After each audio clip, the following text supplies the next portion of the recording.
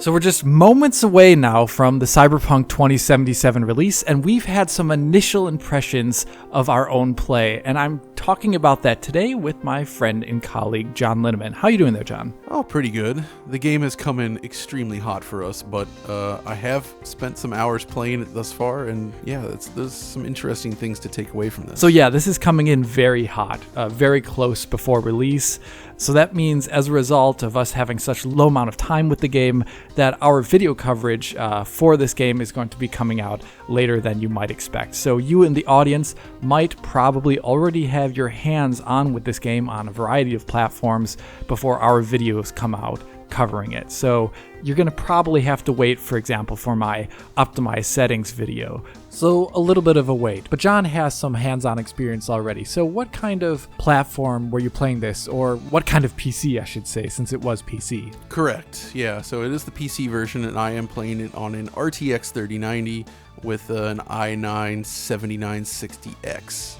With 32 gigs of RAM from an NVMe drive. It's a very specific type of rig that you're using. It's very different than the average, normal, I would say, consumer-grade CPU, for example. So yours is very wide and a little bit slower. So your experience in the end, in terms of on the CPU side of things, may be quite different than what other people are going to have when they get their hands on this game very shortly. But based upon what you've told me from your first impressions on this PC, optimized settings will be very important for more normal mainstream PCs with normal CPUs and not something like an RTX 3090. Yeah, it is very important indeed, because in many ways this is like the new Crysis, especially since some of the high-end settings are called Psycho, no, I'm just kidding. No, the reality is that this feels like a true from-the-ground-up PC game that's pushing cutting-edge technology and GPUs to the absolute limit, I would say. The amount of stuff going on in this game is just unbelievable. It is the most visually dense, impressively lit open-world city I've ever seen, basically, is what it comes down to. Yeah, that's something we'll get back to a little bit at the later half of this video. But another thing to mention, too, is here we're showing you footage of the game, and I'm probably editing it in a very deft manner, I hope. But this is not representative of John's playthrough of the game at all. It's just provided B-roll by CD Projekt RED, and it's not representative of what we played. Firstly, it's running at 30 FPS, which obviously it's your choice what kind of frame rate you want to run the game at. But also this footage does not appear to be using any of the ray tracing settings. That's important, by the way. And this is actually a big part of this here. It's hard to believe because the game looks great in all the pre-release media, but they actually massively undersold the visuals. Wow, okay. In that sense, when you run this with all ray tracing features enabled, it is quite possibly the single most impressive game I've seen on the PC to date. That's insane. Just the raw amount of detail, the quality of the lighting, the materials, just the RT implementation, everything. It's unbelievable. One thing that we could talk about, though, is the kind of ray tracing that is in the game and some of the settings menu. So the game obviously has a whole bunch of large list of settings that John has talked about to me. And, normal things for like shadow distance and world density and even NPC density and things like that. But then you have an entire settings menu just for ray tracing. And it covers 4 different ray tracing effects. You have ray traced reflections for one, which you won't be seeing obviously in this footage here, unfortunately. You have ray traced shadows from the moon and sun lighting. Ray traced ambient occlusion. Oh my gosh, there's actually 5. Ray traced direct lighting, as I would call it, so that's like emissive lighting from the sky is also added into the scene, as well as from like neon lights, which this game has tons of them, obviously. Oh yeah. And then if you set the settings all the way up, the lighting slider to the highest on the psycho level, you also get access to a more fine-grained ray traced global illumination. So this game really has it all for ray tracing. As a result, you should probably expect it to be pretty heavy, and as John mentioned, you definitely don't want to put every slider up to maximum and then expect 60 FPS at some random arbitrary resolution. Yeah. I guess I could say I've been playing it on a G-Sync display with every setting cranked up. And my experience by and large, and this is with DLSS, by the way, which looks excellent, of course. I'm pretty much getting between like 50 and 90 frames per second.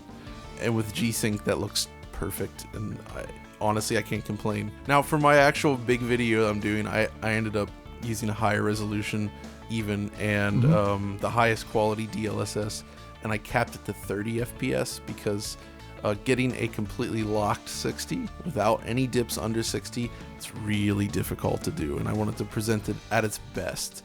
And without VRR, that's not a simple thing, I'd say. Yeah, definitely not. I mean, especially given the various densities of the world, which is another thing to talk about. So like in one area you could be beating 90 to FPS, but in another, like in the middle of the 50s when there's a tons of stuff, you're like in the middle of the city and, you know, there's lots of NPCs, cars, and it's nighttime with rain and you're getting all the reflections on almost every surface at that point. So it does have a varying density of detail, which will affect your frame rate. So if you started off the game, for example, as a nomad character in the desert, you'll have a slightly different performance profile than when you later enter the city. That's and right. I think that's one of the important things to talk about is in terms of like the general quality of the game being undersold by CD Projekt RED before release. They didn't really show any of this ray tracing footage ever, which has a big effect on the game's visuals, as we found out in pre-release here, but also they might have undersold the scope and detail of the city itself. John, I don't know if you could talk about that. I've said a lot over the years about open world games, and I've, with a few exceptions, I've loved some open world games. I actually really enjoyed Spider-Man, Death Stranding, and a few others for various reasons, mainly because of how they handled traversal. But usually these open world cities, they don't grab me in a big way. It ultimately feels like a lot of set dressing, where you're just running across it.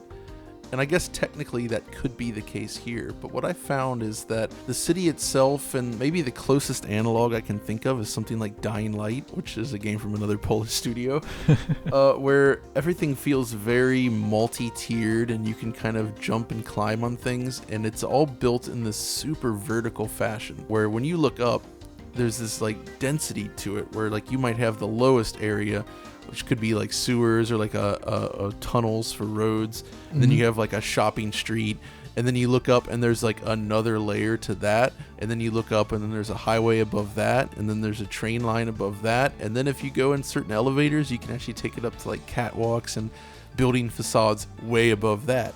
So like throughout the game, you're just constantly seeing like layer after layer after layer, and the game even lets you kind of climb and mantle on things that have no purpose. So like you can climb on top of stuff, which is a weird thing to think about, but I actually think it adds a lot, because it gets rid of that sense where, oh, there's invisible walls everywhere or things that you can and cannot interact with, and it makes it feel more like a giant playground, which is really interesting and fun. Also, the kind of push over to a large vertical city really talks about how this is as a game engine, Red Engine's whatever iteration they're going to call this now, it's very different from what we saw in The Witcher 3, and yes, I've been talking about it, and it's just way different. I don't know if you could talk a little bit about that. I mean, John, too. Witcher 3 and is very focused on this large, expansive, natural environment, which is kind of rolling hills and forests, and there's nothing like this in The Witcher 3, and they completely changed just like the way the world works. I mean, they obviously had to rethink their engine to handle this kind of thing. But beyond that, I mean, they upgraded so much, like the materials quality, for instance. Like they say Witcher 3 used a PBR pipeline for its materials, and I don't doubt that, but the actual end result wasn't especially stunning, I'd say. Like, that was around the same time that Assassin's Creed Unity came out, which really showcased what you could do with high-end PBR materials, and Witcher 3 fell very short of that. Well, they've taken the crown back, basically. And the quality of everything, the way, just the way that just simple things like stone, brick, metal, plastic, all of glass, all of this stuff is represented. It's strikingly almost photorealistic at times. And when you combine that specifically with the ray tracing features, which allows light to behave in a more realistic fashion, it's the type of thing where I just keep looking at it in awe. Every time I see it, I'm just like, man, look at this. Oh, man. Okay, no, I can't wait to have it in my own hands, which I have yet to have, unfortunately.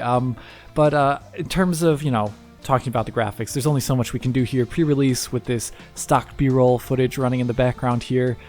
What is gameplay like from you as someone who really likes kind of well-run science fiction games as well as immersive sim-style games and even RPGs? I saw someone on Twitter describe this as Deus Ex with cars. Okay. I like that description. I think it's actually rather apt in a good way. This really makes me think a lot about why this became such a big game, so to speak, because fundamentally they've basically tried to make their own take on a Deus Ex style experience. In some ways it's better, in some ways it's not there. There's a lot going on, and the idea is basically like, I guess where it differs is that you have this huge city to explore, and there's a lot of character dialogue, and in general I think it's pretty good.